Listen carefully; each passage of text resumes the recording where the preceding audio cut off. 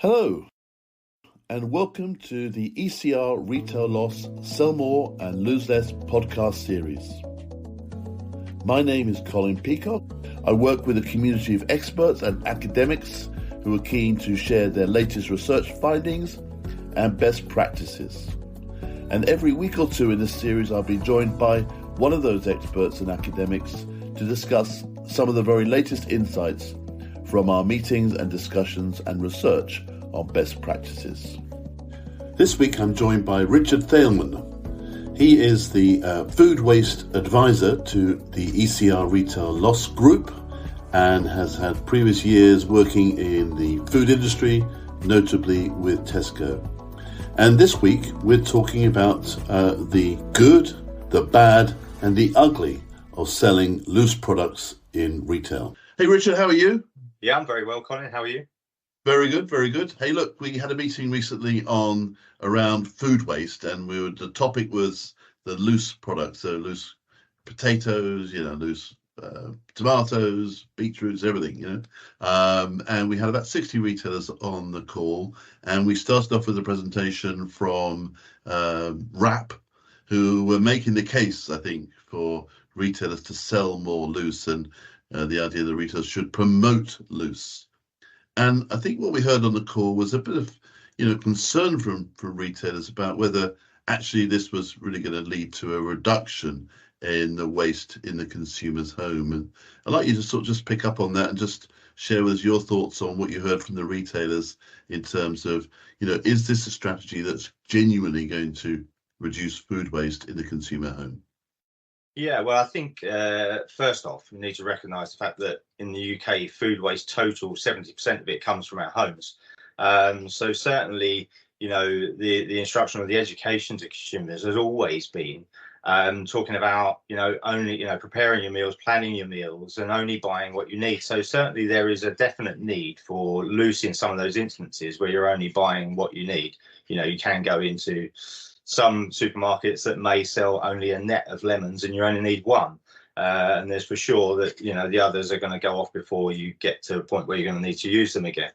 But I think we also need to just keep in the back of our mind, what problem we're trying to solve, because of that problem from consumers' household waste, 41% of that food waste is not used in time. 25% of that is where they've prepared too much, and 28% down to personal preference. For example, where you may have planned a meal, but then decide you want to have a takeaway on the way home from a late day at work.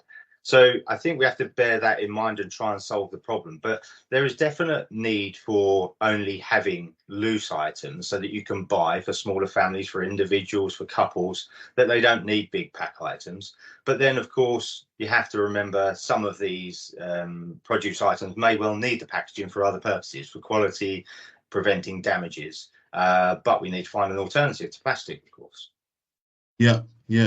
Well, let's come on to the retailer perspective then as well, because we heard that loud and clear. We heard about, some opportunities, but we also heard about some challenges. And what are some of the challenges you think we heard retailers sharing with us on selling food loose, if it were? Well, I think there's obviously always going to be a commercial challenge because they've got to align cost prices and prices of whether they're buying in bulk as loose or whether there's a cost of packaging, of course. But I think there's also the concern and barrier there around waste at the end of it. So there's handling waste. You've got consumers picking and choosing what things they want from loose, ending up with, at the end of the day, you'll have a tray with the stuff that people don't want. And therefore, you've got to make a decision on what you can do with that, whether that gets reduced, whether it becomes waste, whether it gets redistributed.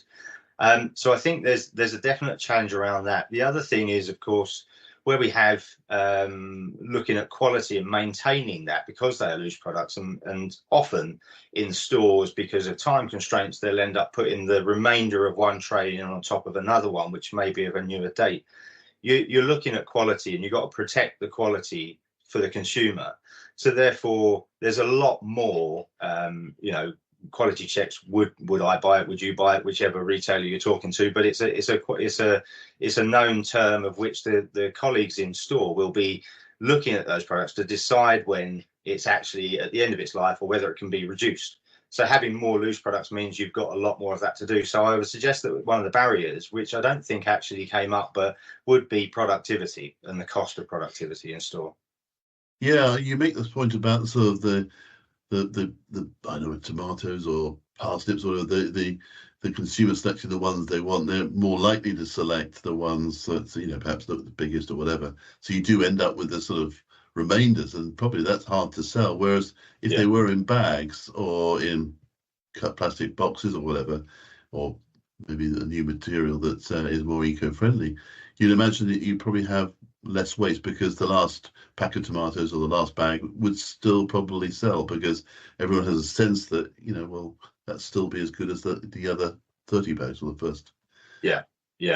And then the other thing, of course, is just to protect that quality perception from a retailer's point of view, is that even with on where we've seen recently on pre-packed fruit and veg, where they've removed the date and kept their own internal measures so they can still do that, that sometimes goes beyond that date. So therefore the consumer is getting less time at home in some instances, and therefore that will be a reflection on quality from that retailer. So you just have to be careful of that, especially with loose, because loose, in some instances the packaging is there, it makes it last longer. So therefore without that, and then if that rolls on in store, it might have a real short life at home, and that will have an impact on where they shop.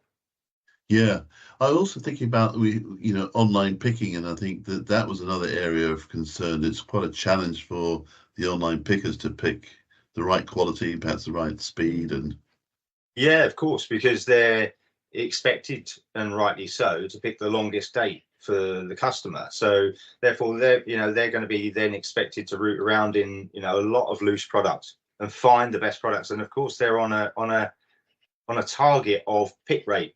So they've got to do that pretty quickly still, and therefore some of that will slip through the net. But it's not easy to do, right? If you've got a tray full of onions, they're not going to spend their time rooting around at the bottom to try and find the best or the best quality or the ones that are perceived to have the longest date. They'll just take and assume that the rotation is correct and take them from the top. So that may fall away. I think it's a valid point, Colin. Yeah, and then that's again, it knocks on productivity. I'm also just mindful of, the smaller, most of the retailers on the call, whether they're in Australia or whether they're in America, have big shops and small shops. Yeah. And I just wonder, what are some of the challenges around loose in a smaller shop? Well, I think to the nature of the fact that smaller shops are referred to as convenience stores, it's exactly that. People want to quickly pop in there on the way home from work, or run down the road because they've forgotten something, conveniently go and get something. Loose products don't always offer that. They'll probably just want to pick up a pack of something. And again, you may not find that particularly convenient any longer if the customers have been taking all of the ones that they want and you're left with the ones that nobody really wants. That's no longer a convenient shop. Yeah. Well, the last question, I suppose, is around, every meeting we have has got to have AI in it somewhere. And we saw quite an interesting example of AI with some sort of a smart scales in the produce aisle for one of the retailers. What were your thoughts on that particular technology? Yeah, I think it's pretty clever technology, to be honest. And, the concern with any kind of scales and where you go on there at the moment, having to look up products, even at self-serve checkouts, looking up products can take some time to find where they are. So I think the technology, where it recognizes what that is, just makes it really easy. And I think there was some feedback from a customer that said that it was brilliant because it wasn't even advertised as AI, just put it on the scale and it recognized what he had. So I think, it kind of speaks for itself, is what that customer was saying. So I think it works pretty well. I think that was in aisle or in the produce department, so they have it there. Maybe the future of that is that you combine those cameras with the cameras that you have at self-serve checkout, which then serve a number of different purposes, as well as identifying products. And of course, it helps customers and it helps prevent shrink. Yeah, that's a nice one. Yeah. Well, look, we've got many more meetings coming up, so many more chances for me to have you share your thoughts on those meetings. But really appreciate your thoughts and sharing those with us, Richard. And we'll see you next time. Yeah, lovely. Thanks, Colin. Thank you. Well, that's all we have time for this week. Thank you for joining us. And thanks to all the ECR Retail Loss community for the sharing of their knowledge, their research and latest learnings that ensure that we become truly a global platform for learning. My name is Colin Peacock. This is the Sell More and Lose Less podcast, And if you liked it, please subscribe so you automatically get all future episodes. And also, if you think your colleagues and friends might also like it, please ask them to follow ECR Retail Loss on LinkedIn and tune in to our next podcasts. If you didn't like it, then let us know and we'll try and fix it. Either way, see you next time. Thank you again.